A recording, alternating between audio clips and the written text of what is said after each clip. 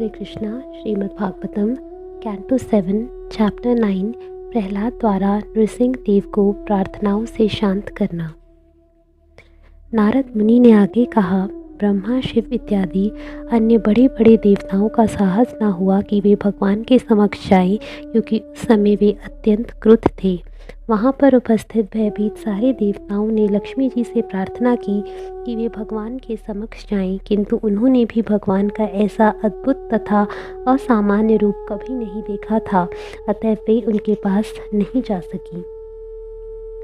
तत्पश्चात ब्रह्मा जी ने अपने पास ही खड़े प्रहलाद महाराज से अनुरोध किया, हे पुत्र, भगवान नृसिंह तुम्हारे आश्रय पिता पर अत्यधिक क्रुद्ध हैं, अतएव तुम आगे जाकर भगवान को शांत करो। नारद मुनि ने आगे कहा, हे राजन, यद्यपि महान भक्त प्रहलाद महाराज केवल छोटे से बालक थे, लेकिन उन्होंने ब्रह्मा जी की बातें मान ली। वे धीरे धीरे भगवान नृसिंह की ओर बढ़े और हाथ जोड़कर पृथ्वी पर गिरकर उन्हें सादर प्रणाम किया। जब नृसिंह देव ने देखा कि छोटे से बालक प्रहलाद महाराज ने चरण कमलों पर साष्टांग प्रणाम किया है, तो वे अपने भक्त के प्रति अत्यधिक भाव विभोर हो उठे। प्रहलाद को उठाते हुए उन्होंने अपना कर कमल उस बालक के सिर पर रखा। उनका हाथ उनके समस्त भक्तों को सदैव अभय दान करने वाला है। भगवान नृसिंह देव द्वारा प्रहलाद महाराज का सर स्पर्श करने से प्रहलाद के समस्त भौतिक कल्मश तथा इच्छाएं पूर्णतया धुल गईं। अतएव वे दिव्य पद को प्राप्त हो गए और उनके शरीर में आनंद के सारे लक्षण प्रकट हो गए। उनका हृदय प्रेम से पूरित हो उठा, उनकी आंखों में आंसू भर आए और उन्होंने अपने हृदय में भगवान के चरण कमलों को बंदी बना लिया। प्रहलाद महाराज ने पूर्ण समाधि में पूरे मनोयोग से अपने मन तथा दृष्टि को भगवान नृसिंह देव पर स्थिर कर दिया। तब वे स्थिर मन से अवरुद्ध वाणी में प्रेम पूर्वक प्रार्थना करने लगे। प्रहलाद महाराज ने प्रार्थना की, असुर परिवार में जन्म लेने के कारण यह कैसे संभव हो सकता है कि मैं पूर्ण पुरुषोत्तम भगवान को प्रसन्न करने के लिए उपयुक्त प्रार्थना कर सकूं। आज तक ब्रह्मा इत्यादि सारे देवता तथा समस्त मुनिगण उत्तम वाणी से भगवान को प्रसन्न नहीं कर पाए। यद्यपि ये सारे व्यक्ति सतोगुणी एवं परम योग्य हैं, तो फिर मेरे विषय में क्या कहा जाए, मैं तो बिल्कुल ही अयोग्य हूँ। प्रहलाद महाराज ने आगे कहा, भले ही मनुष्य के पास संपत्ति, राजसी परिवार, सौंदर्य, तपस्या, शिक्षा, दक्षता, कांति, प्रभाव, शारीरिक शक्ति, उद्यम, बुद्धि तथा योग शक्ति क्यों ना हो, किंतु मेरी समझ से इन सारी योग्यताओं से भी कोई व्यक्ति पूर्ण पुरुषोत्तम भगवान को प्रसन्न नहीं कर सकता, किंतु भक्ति से वह ऐसा कर सकता है। गजेंद्र ने ऐसा किया और इस तरह भगवान उससे प्रसन्न हो गए। यदि किसी ब्राह्मण के 12 योग्यताएं हों, किंतु यदि वह भक्त नहीं है और भगवान के चरण कमलों से विमुख है, तो वह उस चांडाल भक्त से भी अधम है, जिसने अपना सर्वस्व मन, वचन, कर्म, संपत्ति तथा जीवन परमेश्वर को अर्पित कर दिया है। ऐसा भक्त उस ब्राह्मण से श्रेष्ठ है, क्योंकि भक्त अपने सारे परिवार को पवित्र कर सकता है, जबकि झूठी प्रतिष्ठा वाला तथा कथित ब्राह्मण अपने आप को भी शुद्ध नहीं कर पाता। परमेश्वर अर्थात पूर्ण पुरुषोत्तम भगवान सदैव आत्मतुष्ट रहने वाले हैं। अतएव जब उन्हें कोई भेंट अर्पित की जाती है, तो भगवत कृपा से यह भेंट भक्त के लाभ के लिए ही होती है, क्योंकि भगवान को किसी की सेवा की आवश्यकता नहीं है। उदाहरणार्थ, यदि किसी का मुख सुसज्जित हो, तो दर्पण में उसके मुख का प्रतिबिंब भी सुसज्जित दिखता है। अतएव यद्यपि मैंने असुर कुल में जन्म लिया है, तो भी निसंदेह जहाँ तक मेरी बुद्धि जाती है, मैं पूरे प्रयास से भगवान की प्रार्थना करूँगा। जो भी व्यक्ति अज्ञान के कारण इस भौतिक जगत में प्रविष्ट होने को बाध्य हुआ है, वह भौतिक जीवन को पवित्र बना सकता है, यदि वह भगवान की प्रार्थना करे और उनके यश का श्रवण करे। हे भगवान, ब्रह्मा इत्यादि सारे देवता आपके निष्ठावान दास हैं, क्योंकि वे दिव्य पद पर स्थित हैं। अतः वे हमारी प्रहलाद तथा उनके असुर पिता हिरण्याकश्यप की तरह नहीं हैं। इस भयानक रूप में आपका प्राकट्य स्वांतः सुख के लिए आपकी लीला है।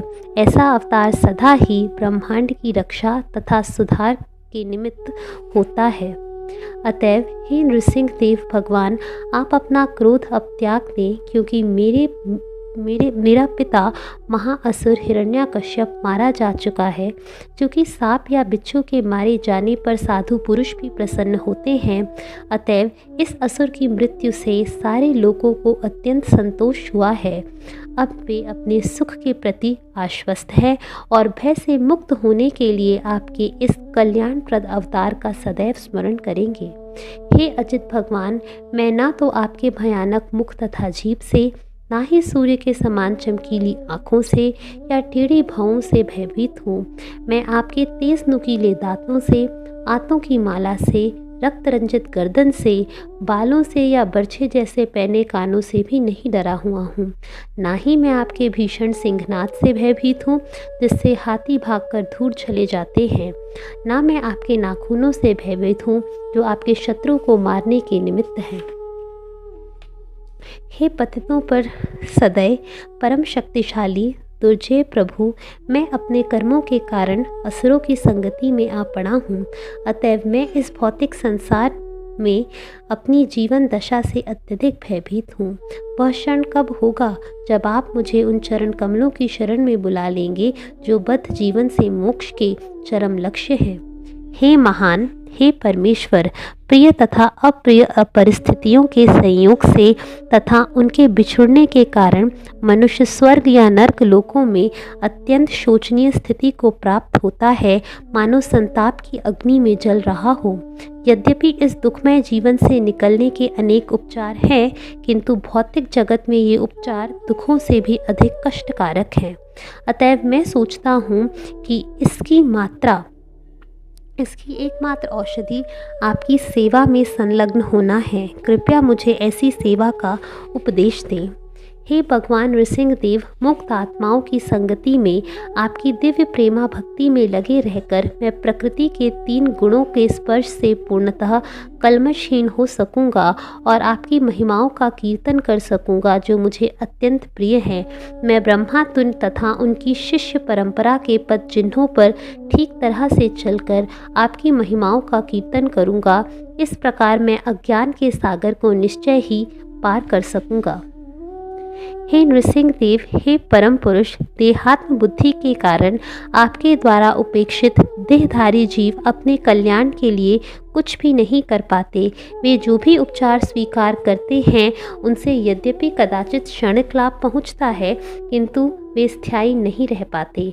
उदाहरणार्थ, माता तथा पिता अपने बालक की रक्षा नहीं कर पाते, वैद्य तथा दवा रोगी का कष्ट दूर नहीं कर पाते, तथा समुद्र में कोई नाव डूबते हुए मनुष्य को नहीं बचा पाती। हे प्रभु, इस भौतिक जगत में प्रत्येक व्यक्ति सतो, रजो तथा तमो गुणों से प्रभावित होकर प्रकृति के गुणों के अधीन हो जाता है। सर्वोच्च व्यक्ति ब्रह्मा जी से लेकर एक क्षुद्र चींटी तक सारे प्राणी इन्हीं गुणों के वशीभूत होकर कार्य करते हैं। अतएव इस भौतिक जगत में सारे व्यक्ति आपकी शक्ति के वशीभूत हैं। वे जिस कारण से कर्म करते हैं, जिस स्थान में कर्म करते हैं, जिस काल में कर्म करते हैं, जिस पदार्थ के कारण कर्म करते हैं, जिस जीवन लक्ष्य को उन्होंने अंतिम मान रखा है तथा इस लक्ष्य को प्राप्त करने की जो विधि है, ये सभी आपकी शक्ति की अभिव्यक्ति के अतिरिक्त और कुछ नहीं है और कुछ भी नहीं है। निसंदेह शक्ति तथा शक्तिमान अभिन्न हैं। वे सब आपकी ही अभिव्यक्तियाँ हैं। हे प्रभु, हे परम शाश्वत, आपने अपने श्वास का विस्तार करके काल द्वारा शुद्ध होने वाली अपनी बहिरंगा शक्ति के द्वारा जीवों के सूक्ष्म शरीरों की सृष्टि की है। इस प्रकार मन जीव को अनंत प्रकार की इच्छाओं में फांस लेता है, जिन्हें कर्मकांड के वैदिक आदेशों तथा 16 तत्वों के द्वारा पूरा किया जाना होता है। भला ऐसा कौन है जो आपके चरण कमलों की शरण ग्रहण किए बिना इस बंधन से छूट सके? हे प्रभु, हे परम पुरुष, आपने 16 अव्ययों के इस भौतिक जगत की रचना की है, किंतु आप उनके भौतिक गुणों से परे हैं। दूसरे शब्दों में, ये भौतिक गुण पूर्णतया आपके वश में हैं और आप कभी भी उनके द्वारा जीते नहीं जाते। अतएव काल तत्व आपका प्रतिनिधित्व करता है। हे प्रभु, हे परमेश्वर, आपको कोई नहीं जीत सकता। किंतु जहाँ तक मेरी बात है, मैं तो कालचक्र द्वारा पिसा जा रहा हूँ। अतएव मैं आपको पूर्ण आत्मसमर्पण करता हूँ। अब आप मुझे अपने पाद पद्मों में संरक्षण प्रदान करें। हे प्रभु, सामान्यतः लोग दीर्घ आयु, ऐश्वर्य तथा भोग के लिए उच्च लोकों में जाना चाहते हैं, किंतु मैंने अपने पिता के कार्यकलापों से इन सबों को देख लिया है। जब मेरे पिता क्रुद्ध होते थे और देवताओं पर व्यंग भरी हंसी हंसते थे, तो वे इनकी भौं की गतियों को देखने से ही तुरंत विनष्ट हो जाते थे। तो भी मेरे इतने शक्तिशाली पिता अब एक क्षण में आपके द्वारा ध्वस्त कर दिए गए। हे भगवान, अब मुझे सांसारिक ऐश्वर्य, योग शक्ति, दीर्घायु तथा ब्रह्मा से लेकर एक क्षुद्र चींटी तक के सारे जीवों द्वारा भोग्य अन्य भौतिक आनंदों का पूरा पूरा अनुभव है। शक्तिशाली काल के रूप में आप इन सबों को नष्ट कर देते हैं। अतः मैं अपने अनुभव के आधार पर इन सबों को नहीं लेना चाहता। हे भगवान, मेरी प्रार्थना है कि आप मुझे अपने शुद्ध भक्त के संपर्क में रखें और निष्ठावान दास के रूप में उसकी सेवा करने दें। इस भौतिक जगत में प्रत्येक जीव कुछ न कुछ भावी सुख की कामना करता है, जो मरुस्थल में मृग मारीची के समान है। भला मरुस्थल में जल कहाँ, दूसरे शब्दों में इस भौतिक जगत में सुख कहाँ। जहाँ तक इस शरीर की बात है, इसका मूल्य ही क्या है। यह विभिन्न रोगों का स्रोत मात्र है। तथाकथित दार्शनिक, विज्ञानी तथा राजनीतिज्ञ इसे भली भांति जानते हैं, फिर भी वे क्षणिक सुख की आकांक्षा रखते हैं। सुख प्राप्त कर पाना अत्यंत कठिन है, लेकिन वे अपनी इंद्रियों को वश में न रख पाने के कारण भौतिक जगत के तथाकथित सुख के पीछे दौड़ते हैं और सही निष्कर्ष तक नहीं पहुंच पाते। हे प्रभु, हे परम पुरुष, कहाँ घोर नारकीय रजो तथा तमोगुणी परिवार में उत्पन्न हुआ मैं, और कहाँ आपकी अहेतुकी कृपा जो ब्रह्मा जी, शिव जी या लक्ष्मी जी को प्राप्त नहीं हो पाई। आप कभी भी उनके सिरों पर अपना कमल जैसा हाथ नहीं रखते, किंतु आपने मेरे सिर पर इसे रखा है। हे भगवान, आप सामान्य जीवों की तरह मित्र तथा शत्रु एवं अनुकूल तथा प्रतिकूल के मध्य भेदभाव नहीं बरतते, क्योंकि आप में ऊंच नीच की कोई भावना नहीं है। फिर भी आप सेवा के स्तर के अनुसार ही अपने आशीष प्रदान करते हैं। ठीक उसी प्रकार जिस प्रकार कल्प वृक्ष इच्छाओं के अनुसार ही फल देता है और ऊंच नीच में भेदभाव नहीं बरतता। मेरे प्रभु, हे भगवान, मैं एक के बाद एक भौतिक इच्छाओं की संगति में आने से सामान्य लोगों का अनुगमन करते हुए सर्पों से भरे अंधे कुएं में गिरता जा रहा था, किंतु आपके दास नारद मुनि ने कृपा करके मुझे अपने शिष्य के रूप में स्वीकार कर लिया और मुझे यह शिक्षा दी कि इस दिव्य पद को किस तरह प्राप्त किया जाए। अतएव मेरा पहला कर्तव्य है कि मैं उनकी सेवा करूं। भला मैं उनकी यह सेवा कैसे छोड़ सकता हूँ। हे भगवान, हे दिव्य गुणों के असीम आगार, आपने मेरे पिता हिरण्याकश्यप का वध किया है और मुझे उनकी तलवार से बचा लिया है। उन्होंने अत्यंत क्रुद्ध होकर कहा था, यदि मेरे अतिरिक्त कोई अन्य परम नियंता है तो वह तुम्हें बचाए। अब मैं तुम्हारे सिर को तुम्हारे शरीर से काटकर अलग कर दूंगा। अतएव मैं सोचता हूँ कि मुझे बचाने तथा उन्हें मारने दोनों ही कार्यों में आपने अपने भक्त के वचनों को सत्य करने के लिए ही कर्म किया है। इसका कोई अन्य कारण नहीं है। प्रकट करते हैं, हे भगवान, अकेले आप ही अपने आप को विराट जगत के रूप में प्रकट करते हैं, क्योंकि आप सृष्टि के पूर्व विद्यमान थे, संहार के बाद भी विद्यमान रहते हैं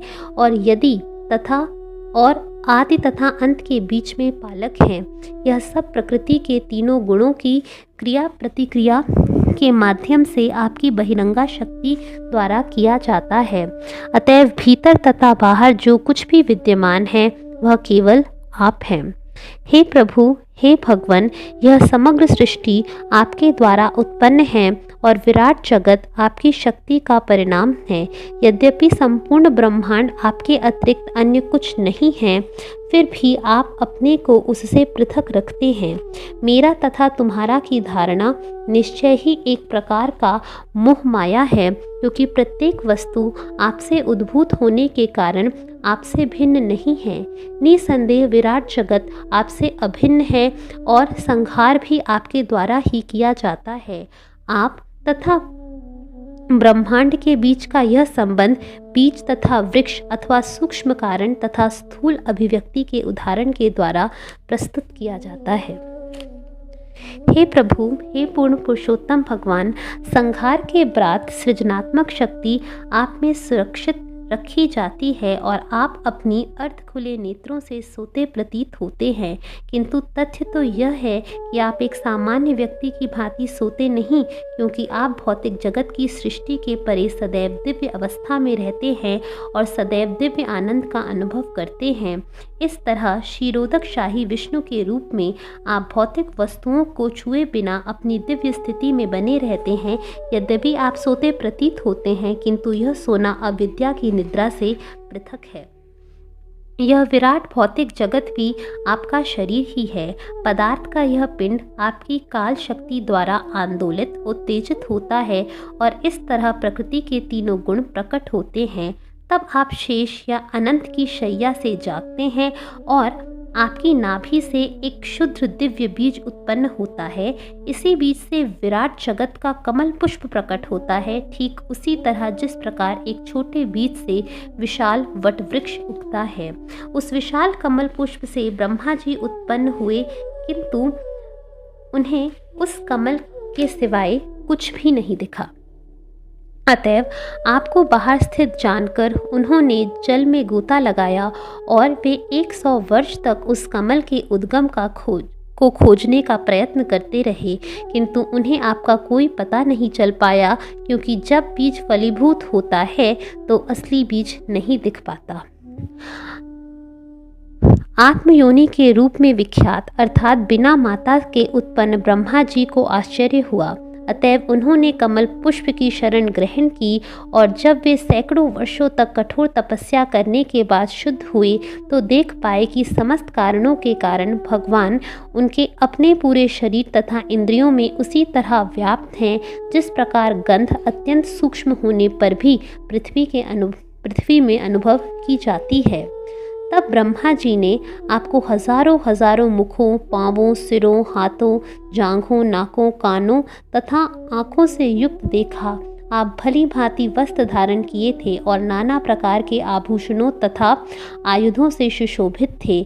आपको विष्णु रूप में देखकर तथा आपके दिव्य लक्षणों एवं अधोलोकों से फैले हुए आपके चरणों को देखकर ब्रह्मा जी को दिव्य आनंद प्राप्त हुआ। हे भगवान, जब आप घोड़े का शिर धारण करके हयग्रीव रूप में प्रकट हुए तो आपने रजो तथा तमो गुणों से पूर्ण मधु तथा कैटभ नाम के 2 असुरों का संहार किया। फिर आपने ब्रह्मा को वैदिक ज्ञान प्रदान किया। इसी कारण से सारे महान ऋषिगण आपके रूपों को दिव्य अर्थात भौतिक गुणों से अछूता मानते हैं।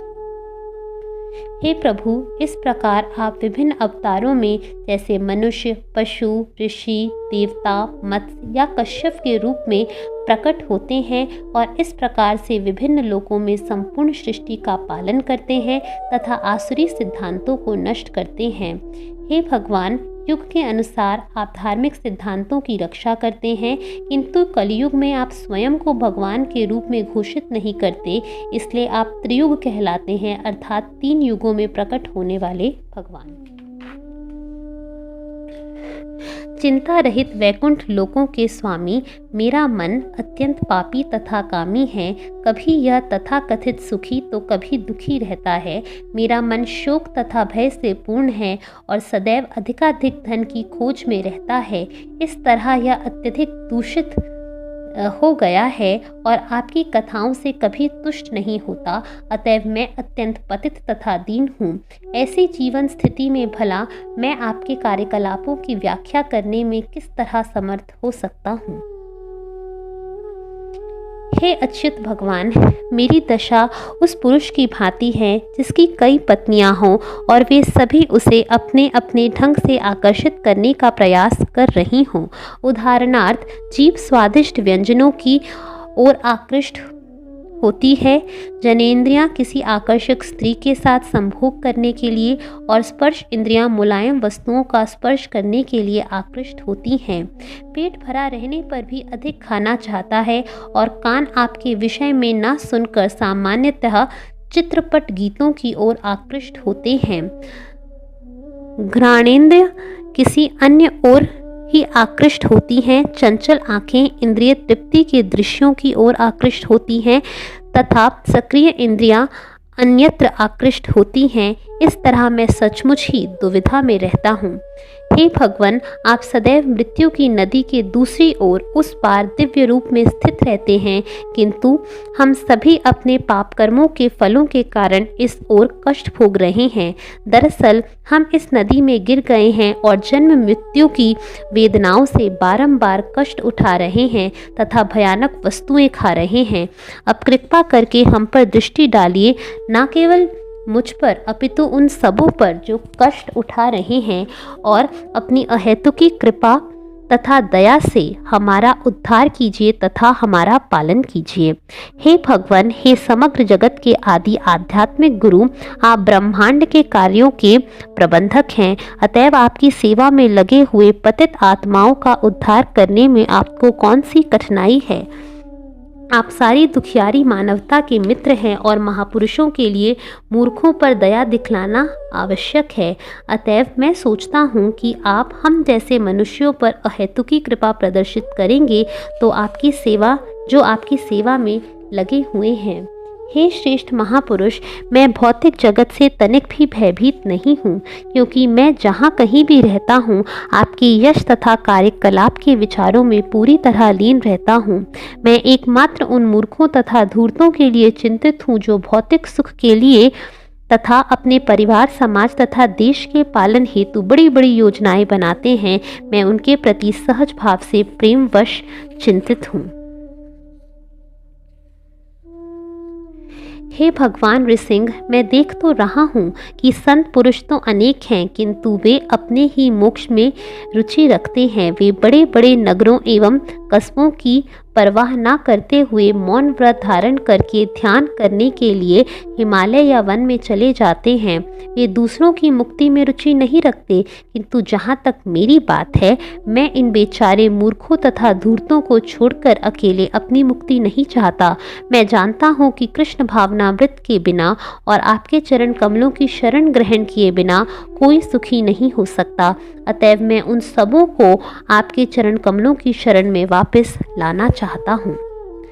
विषयी जीवन की तुलना खुजली दूर करने हेतु 2 हाथों को रगड़ने से की गई है। गृह मेधी अर्थात तथा कथित गृहस्थ, जिन्हें कोई आध्यात्मिक ज्ञान नहीं है, सोचते हैं कि यह खुजलाना सर्वोत्कृष्ट सुख है, यद्यपि वास्तव में यह सुख की जड़ है। कृपण जो ब्राह्मणों से सर्वथा विपरीत होते हैं, बारंबार इंद्रिय भोग करने पर भी संतुष्ट नहीं होते, किंतु जो धीर हैं और इस खुजलाहट को सह लेते हैं, उन्हें मूर्खों तथा धूर्तों जैसे कष्ट नहीं सहने पड़ते। हे भगवान, मोक्ष मार्ग के लिए 10 विधियां निर्दिष्ट हैं।